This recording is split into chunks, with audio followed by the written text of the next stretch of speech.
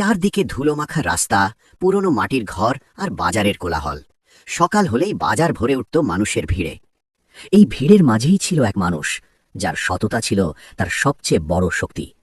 কিন্তু এক রাতে এক অচেনা আগন্তুক এসে বলল, তোমার পরীক্ষা শুরু হয়েছে।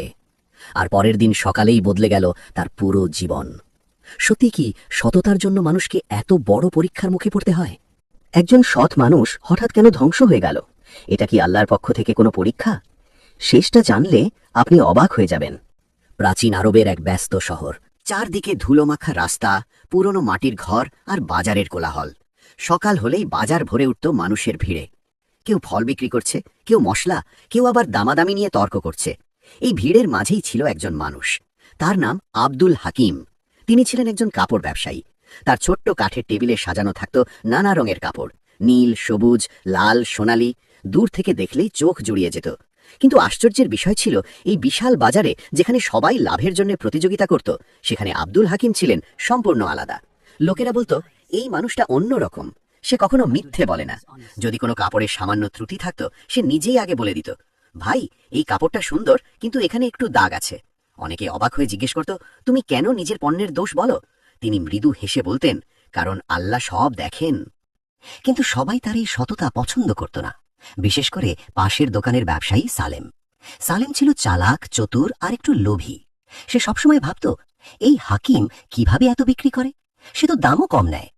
একদিন সে রাগে বলেই ফেলল, তুমি এত সৎ হয়ে ব্যবসা করলে টিকতে পারবে না। হাকিম শান্তভাবে বললেন, রিজিক আল্লাহ দেন, মানুষ না। সেই রাতে বাজার বন্ধ হওয়ার পর সবাই ঘুমিয়ে পড়েছে, কিন্তু আব্দুল হাকিম তখনও জেগে। সে নামাজ পড়ছে, কাঁদছে, দোয়া করছে, হে আল্লাহ, আমাকে হালাল রিজিক দিন, আমার অন্তর পরিষ্কার রাখুন। ঠিক তখনই হালকা বাতাস বইল, আর তার দোকানের পাশে কেউ যেন দাঁড়িয়ে আছে। সে তাকিয়ে দেখল, একজন বৃদ্ধ মানুষ, সাদা কাপড়ে ঢাকা, চোখে অদ্ভুত শান্তি। বৃদ্ধ বললেন, তুমি কেন এত সৎ? হাকিম বললেন, আমি আল্লাহকে ভয় করি। বৃদ্ধ মুচকি হাসলেন, তাহলে কি তুমি বিশ্বাস করো সততার ফল একদিন পাবে? হাকিম দৃঢ়ভাবে বললেন, হ্যাঁ, অবশ্যই। বৃদ্ধ বললেন, তাহলে প্রস্তুত হও, তোমার পরীক্ষা শুরু হতে যাচ্ছে। এই কথা বলে বৃদ্ধ অদৃশ্য হয়ে গেলেন। হাকিম হতভম্ব হয়ে দাঁড়িয়ে রইলেন। সে বুঝতে পারল না, এটা কি স্বপ্ন ছিল নাকি বাস্তব। সামনে কি আসছে? পরের দিন সকালেই তার জীবনে এমন কিছু ঘটতে শুরু করল, যা তার সবকিছু বদলে দেবে। পরের দিন সকাল, সূর্যের আলো ধীরে ধীরে ছড়িয়ে পড়ছে মরুভূমির শহরে। বাজার আবার জমে উঠছে, কিন্তু আজ কিছু যেন অদ্ভুত। আব্দুল হাকিম তার দোকানে এসে থমকে দাঁড়ালেন। তার টেবিল ফাঁকা। গতকাল যেসব দামি কাপড় তিনি যত্ন করে গুছিয়ে রেখেছিলেন, সব উধাও। তিনি হতভম্ব হয়ে চারদিকে তাকালেন। এটা কিভাবে সম্ভব? লোকজন জড়ো হতে লাগলো। কেউ বলল, রাতে চোর ঢুকেছিল। কেউ ফিসফিস করে বলল, হয়তো আল্লাহ তাকে পরীক্ষা করছেন। আর দূরে দাঁড়িয়ে সালেম মুচকি হাসছিল। কিছুদিনের মধ্যেই হাকিমের ব্যবসা প্রায় বন্ধ হয়ে গেল। কেউ আর তার কাছ থেকে কিনতে আসতো না, কারণ তার কাছে বিক্রি করার মতো কিছুই নেই। উল্টো গুজব ছড়িয়ে পড়ল। এই কথাগুলো তার হৃদয় ভেঙে দিচ্ছিল।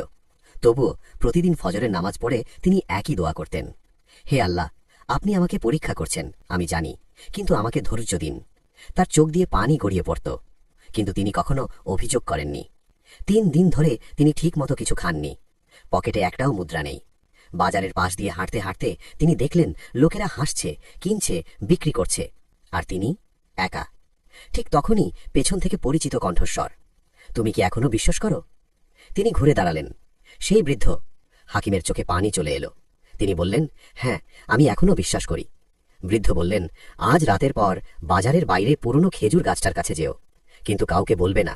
তারপর আবার অদৃশ্য। সেই রাত, আকাশ ভরা তারা। হাকিম ধীরে ধীরে হাঁটছেন বাজারের বাইরে, পুরনো সেই খেজুর গাছের দিকে। চারদিকে নিস্তব্ধতা। হঠাৎ মাটির নিচে কিছু ঝলমল করছে।